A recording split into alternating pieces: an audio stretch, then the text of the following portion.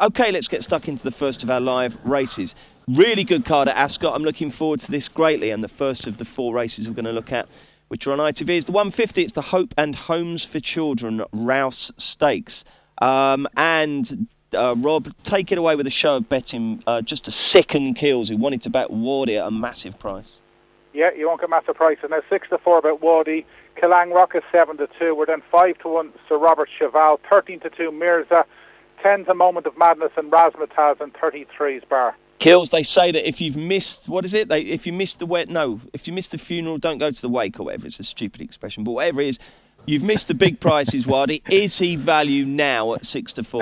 I think he'd win, but you'd struggle to make an argument to say he's value. I think he's probably the best horse in the race. He's on the way back. He won 2 starts ago, picked up Catchy at Leicester, and then he only got beaten length and 3/4 by Take Cover. Only one place behind him was Mirza, the 10-year-old, and he wasn't. He was only sort of half a length behind him, and he's run well in this race before. Is a much bigger price. He'd be the one each way for me, although Killang Rock could easily improve for having been gelded, although that gelding operation was on, we were notified about it on the 14th of September, so it's quite short. But, I mean, they're the 3 that I would say are the most likely to win. Waddy probably, but it's not a betting race for me now. It will be a betting race for Well, you, it will be a betting race. because there is no such thing as a non-betting race for you. So do you think if the flat 8 run, you'll be backing the progressive 10-year-old Mirza? Well, I don't worry about backing 10-year-olds because Take Cover was a 10-year-old, remember, and he's won 2 on the spin. I would probably back that each way and then watch Wardy win and Mirza finish 4th. And you'll have the ump and then go on the Chevy chase for the rest of the day. Yes. David Jennings, what's your approach going to be to this? Yeah, Paul has mentioned 3 there, and he hasn't mentioned the one I fancy, which is slightly worrying because we agreed on everything last week and it worked out perfectly. Right, but for one race out of about 14. Yeah, that's true. No, I think it was twice. I fancy Sir Robert Cheval here, Bruce, for a couple of different reasons. Like, Waddy deserves to be favourite, and it was a decent run at Newbury, but I just worry about the form of that Newbury race. I know Paul likes his veterans, but they're all kind of exposed older sprinters. Kotay Glory was 2nd, Muthmir was 3rd, Mirza 10-year-old 5th. I just worry about the form of that Newbury race. So Robert Cheval is obviously 6th. He's no spring chicken, but loves Ascot, and the form of his recent handicap 2nd in the Sugar Cup has worked out really well because Stake Claim went so close last week. Won on this card in 2015. The ground should be fine. I think he does save his best for Ascot. His record is really good. I think he's won and been placed twice on his last 3 starts there. I think this is time of year. He's 5-1 with Powers. There's bigger elsewhere. I think if he got about 6-1 or 13-2, it'd be cracking each way price if the 8 run. Rob, what's your thoughts on this one? Yeah, I echo what DJ said. Again, I was looking at this favourite, and for a horse that's only won once in 2 years, I think Waddy's very, very short, and Killang Rock is very hit and miss. And just because of his Ascot record, he's the only winner at Ascot. He's been placed there a further 3 times. I just thought Sir Robert Cheval at 5s or even bigger was an each way bet to nothing. Robert Kel's horses aren't flying, but a few of them have been placed, and this lad should go close. We have a hot favourite in our next race, the 225, the Gigaset Cumberland Lodge Stakes. It's Waldgeist from Andre Farber's stable, and when he sends him over the channel this time of year, it tends to pay to respect them. He's very short indeed, Rob, isn't he? What's the latest? Well, he's not as short as he probably should be. We're 11-10 about Waldgeist. We're 7-2 Secret Number. It's then 6-1 about Midterm and 10's Bar. But this will be one of the bankers of the day for an awful lot of people. And for you, it sounds like you fancy him. Well, you just look at his form. The race conditions really, really suit him. He's getting £11 off Secret Number. He's been just touched off it in 2 derbies, 2 lengths behind Capri at the Curragh when he didn't get the clearest of runs. He's a Group 1 winner at 2. He's 11-10 with us. I'd be gobsmacked if he doesn't go off odds on to me. This is if you want one bet on Saturday, this is the lad, in my opinion. Righty-ho. DJ, do you endorse that view? I don't know. There's a couple of things that worry me here. First of all, why the hell has he not ran for 98 days and missed the large chunk of the season when all the races he should have been running in were on? Well, if only we had a Racing Post reporter on the panel who could tell us that. I know, yeah. I was going back through stories like why he hasn't ran and stuff, and he's just said, look, I want to give him time after the Irish Derby, and he thinks he's a horse for next year, and we're trying to find an easier race for him and stuff like this. And he has found an easier race, but there's just enough negatives, I think, just to probably take him on. Secret Number is the obvious alternative. Like, he's only ran twice this year, but I thought that was a solid enough Group 3 at Newbury, that Legacy Cup Stakes. And he was only beaten a length, looked like winning a furlong out, got embroiled in a bit of a battle with Second Step, and then Desert Encounter came and took the two of them. That was a reasonably solid run. If the real Vol guys turns up, the one that ran in the Irish Derby, the one that was just beaten by Bramato, like, he'll probably win, but there's just too many. There's a few ifs or buts for me, so I'll be taking him on with Secret Number. And Keels, what about you? Yeah, ifs and buts for me as well. I mean, I don't know what Andrew Farr's normal strike rate is, but 4 from 31 in the last 2 weeks. He's not exactly firing in the winners all over the place, is he? I suppose a lot of those would have run at Chantilly last weekend. Yeah, but no, just having a look. There's quite a few, but you're probably talking maybe 10, and there's another 20 odd runners. You know, not many winners and some short prices getting chinned. You know, so I can see sort of 6 to 5s and even monies. You know, quite recently as well. So, you know, I'll just be a little bit worried about that. I mean, he has got the best form and he should win, and you could argue that he could be shorter, but he's not my sort of bet. I mean, Secret Number's got a penalty to carry. He is, you know, very much the second best horse in the race. But I might have a couple of quid each way on Daniel Kodiak at a big price. I certainly wouldn't say it's a massive bet by any stretch, but he just is improving. Won very easily on his, you know, on a belated comeback in August at Newmarket. It was a close fourth in a 1.5 mile race next time, Group 3 to Chemical Charge, and then last time he ran in a handicap off a mark of 103, and he went absolutely mad at the start. He unseated his rider and galloped back to the paddock exit. And you know, must have done something. You know, must have expended some energy doing all of that. And then he was held up, and he's normally a front runner, and he took ages to get going, and he nearly won.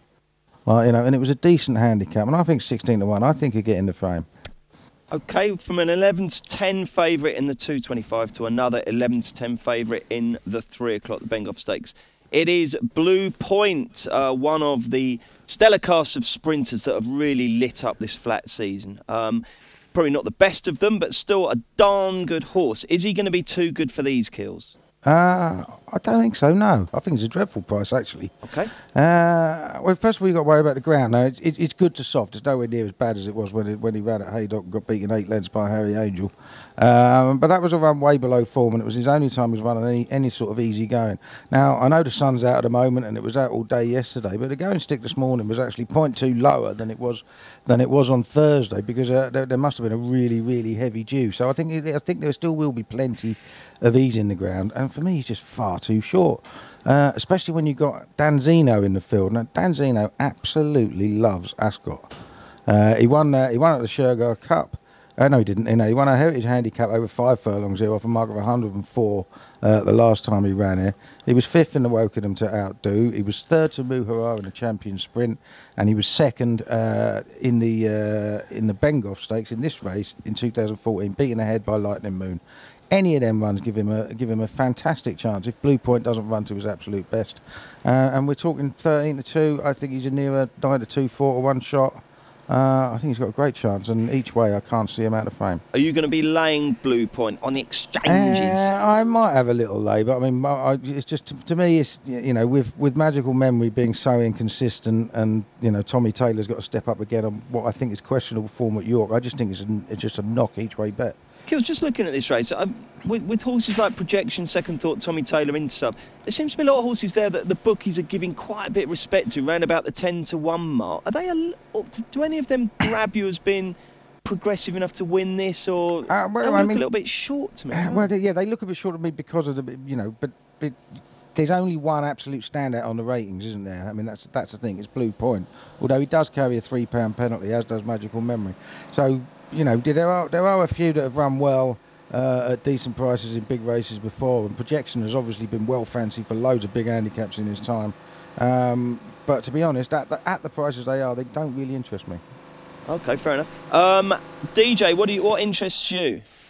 I think you have to take on Blue Point. I really do. Like, if you go through his form, like, all his form is on quick ground, proper quick ground, and as well as the ground, I think he's had his heart broken by Caravaggio and Harry Angel. I just don't like these horses that, especially a horse like Blue Point with such a huge reputation, and it seems to be he's regressing as the season goes on. That may be down to the ground. Heartbroken. What the... Come on. But you know, What when do you mean? they're pushed to the pin of their collar and they're just beaten in really good races where they go lightning quick, and I just wonder, has it got to him? I could be wrong, but it's I suppose a very soppy way of approaching a race. But I just wonder, is Blue Point ever going to come back to the form we saw earlier on at Ascot when he beat Harry Angel? He has to be taken on this ground. He really does. I think he's a completely different horse on quicker ground. And the one I'm taking him on with is Projection. Like Roger Charlton's team are just in phenomenal form at the minute. I think he's had 4 winners from his last 7 runners. Kieran Schumacher is really improving now. He's a young rider going places. And Projection, like, he was the moral winner, I thought, of the Wokingham. He won his side fair and square off a mark of 103. Then at Goodwood last time, I just didn't think things went according to plan that day at all. It was soft ground, very soft ground. He's beaten 5 lengths by Lancelot Delac, but I think he likes Ascot. He's an improver.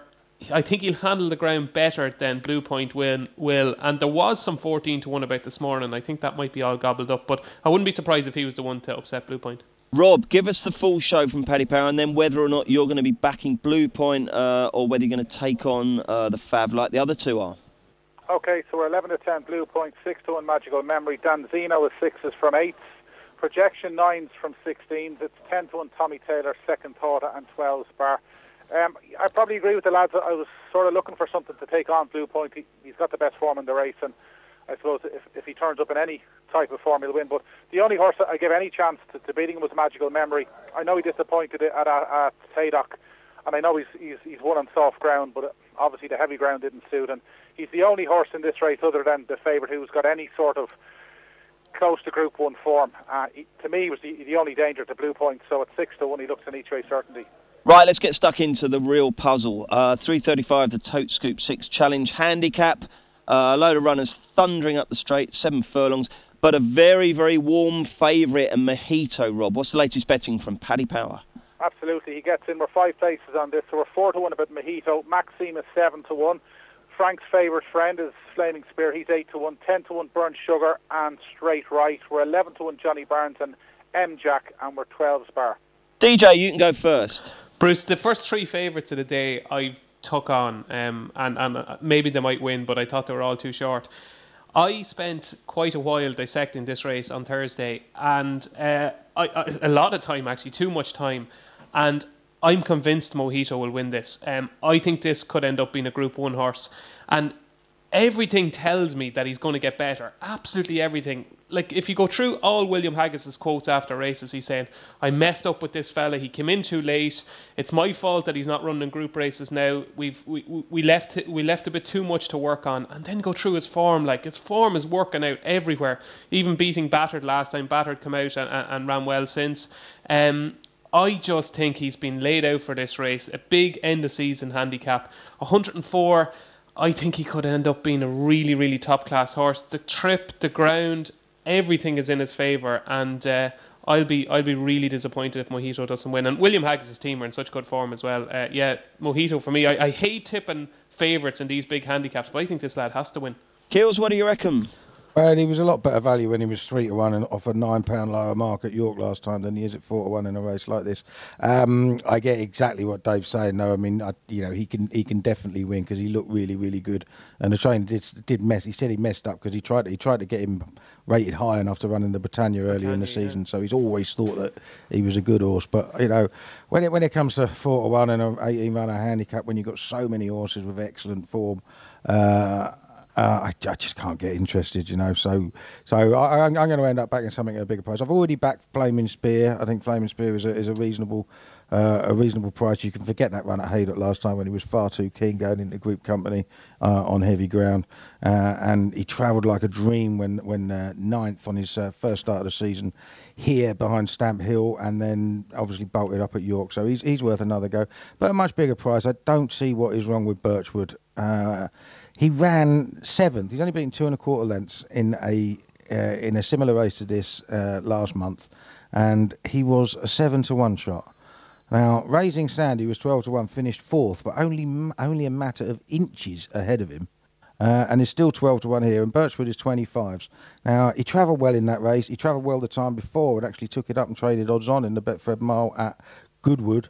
So there was only sort of 2 handicap starts. He was rated 113 at his peak. He's on 105 now. He was borderline sort of Group 3, Group 2 class. Actually ran in the Group 1 at Chantilly last October in the Prix de la Forêt. And I think, Gerard Moss has come over to ride him as well. Now, he rides Secret Number as well, so whether that's just a Godolphin booking rather than a Richard Fahey booking, I don't know. But his form figures when riding for Fahey are 1-1, 9, 2, 3 in the last 3 years. The third was Withensea in the international handicap in July. So I dare say he could have ridden that again if Fahey had wanted him to. And I just think Birchwood, he's a horse who needs to be produced really late. He's got one very short run on him, and he probably got going too soon last time.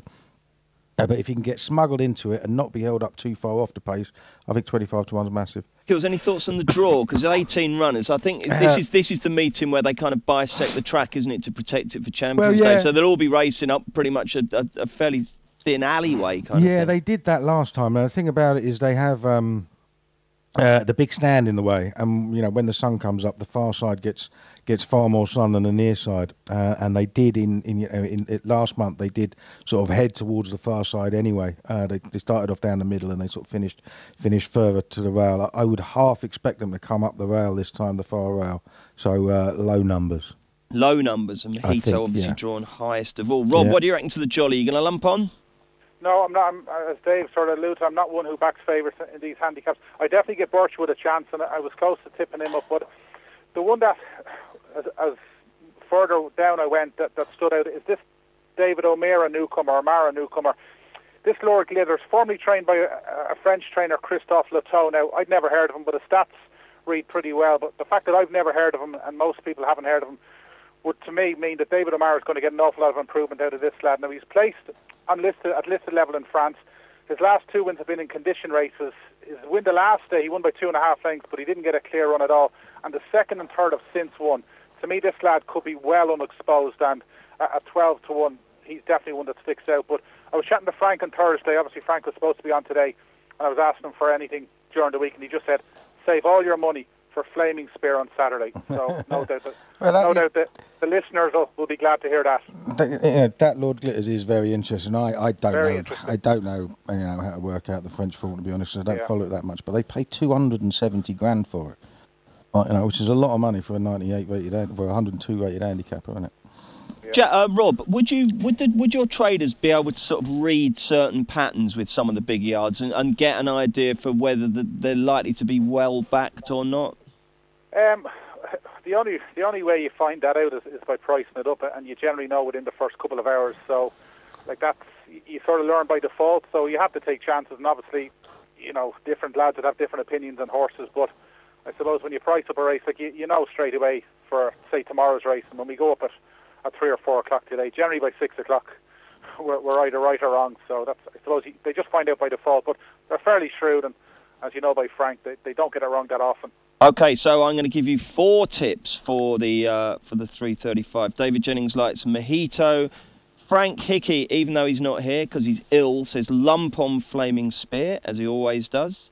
The ex-French horse Lord Glitters is Rob Catterson's pick, and Paul Keeley likes Birchwood. Right, cracking old card this at Ascot, isn't it? Anything in the other races, Kills, that you like? Dave touched on the form of the Stake of Claim form earlier on, and Willie the Conqueror runs in the last 5 furlong handicap sprint. Now, he's another horse with some decent Ascot form in his name. In fact, a year ago, he was 4th, beating a length and a half.